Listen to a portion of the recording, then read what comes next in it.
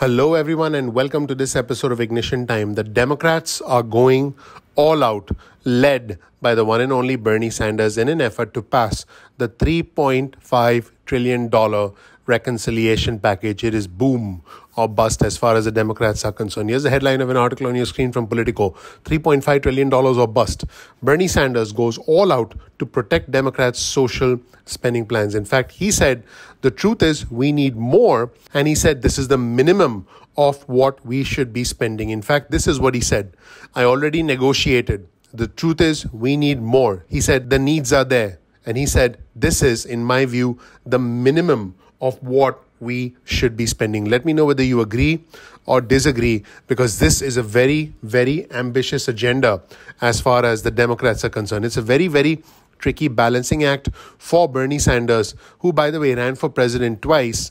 And Republicans basically say that he is in control of everything that's going on in the Democratic agenda. And this senator from Vermont is actually going to conservative places like Iowa and Indiana to sell the Democrats' visions of hiking taxes on the wealthy and corporations while increasing healthcare coverage. This is what Sanders said. I understand that budget chairpersons historically have done their work within the Beltway in DC. I think really the function of a budget chairman is to get out among the people.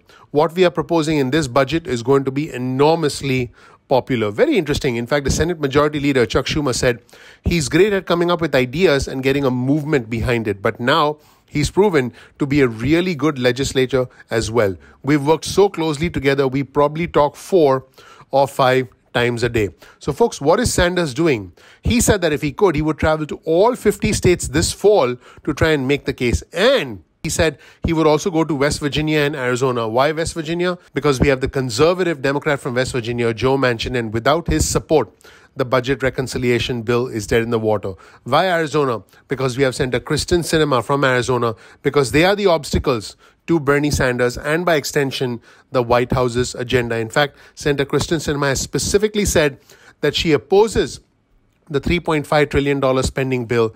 Now, Sanders is the one who actually wrote this bill, and he's the public face of the bill. But he does need the support of both Senator Kristen Sinema and Senator Joe Manchin. In fact, Sanders said this: Democrats have a very slim majority in the House. We have no majority in the Senate. That's it. It's 50-50. Trust me, there are a lot of differences in the Senate among the Democrats.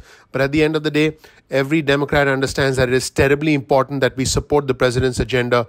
And most of these ideas came from the White House. That is what Bernie Sanders is saying. Now, Sanders and most Democrats believe that the $3.5 trillion number is crucial because combined with the $550 billion bipartisan infrastructure bill, it essentially implements all of the priorities of President Biden and Bernie Sanders, including Medicare expansion and continuing child tax credits. Now, the problem, of course, is Senator Kristen Sinema and Senator Joe Manchin, who, by the way, is concerned about inflation and he's concerned about many, many other things. So many Democrats are not sure if the $3.5 trillion bill will actually go forward. In fact, Senator Chris Murphy, who's a Democrat from Connecticut, said this: Kristen and Joe get the most attention, but they are not alone in wanting that number to be lower.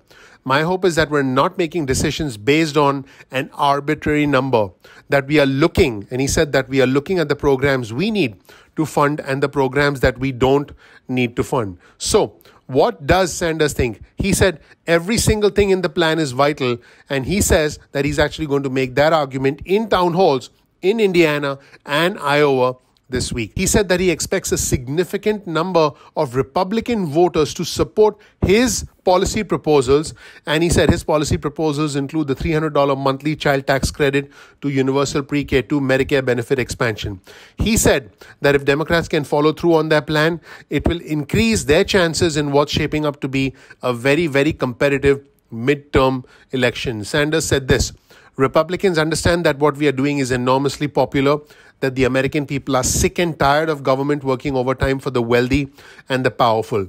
The contrast is pretty clear, and we're going to win that. And the Senate Minority Leader, Mitch McConnell, said on Fox News this week I quote, Bernie Sanders may have lost the nomination, but he won the war in the Democratic Party. In fact, Catherine Cooksey, who's a spokeswoman for the National Republican Senatorial Committee, said this: having socialist Bernie Sanders at the wheel of the Democrats' entire domestic agenda is a gift to Senate Republicans' campaigns everywhere. Because now, folks, this becomes a game of politics. As you've heard me say before, politics is about timing, it's about opportunity, it's about tribalism, us against them, and finally, it is about perception.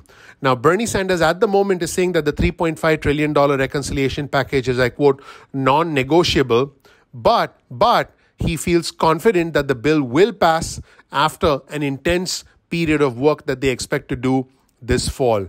He said this, and I quote, there are nuances and differences. I hear them as the Budget Committee chairman. Every day, this one is worried about this. There's one who wants more on public transit. But every member of the caucus, meaning every Democrat, understands that this is transformative for the American people.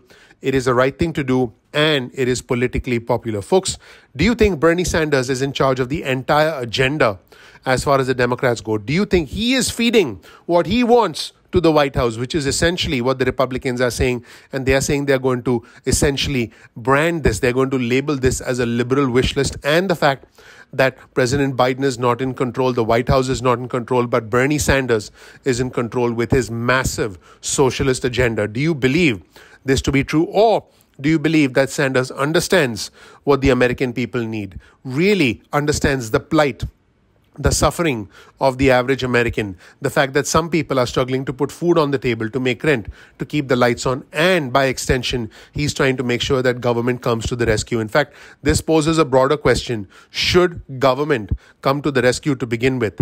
And should we be dependent on ourselves as opposed to being dependent on the government? Which goes to the heart of the matter, which goes to the heart of the philosophical and the political disagreement between the Republicans and the Democrats. And that brings us to where we are today. Towards the end of the pandemic, it's not over, but towards the beginning of a massive expansion of the social safety net, unlike anything the United States has seen in the past 100 years. We are living in historic times. I want to know whether you agree or disagree with Bernie Sanders' agenda in the comment section below. I'll be checking out all the comments. Thank you so much for watching. My name is Dr. Nitin Chhoda with Ignition Time. I appreciate you. Please click the like button. Please click subscribe. Please enable notifications. I'm looking forward to seeing you in the next episode of Ignition Time. Take care. Bye.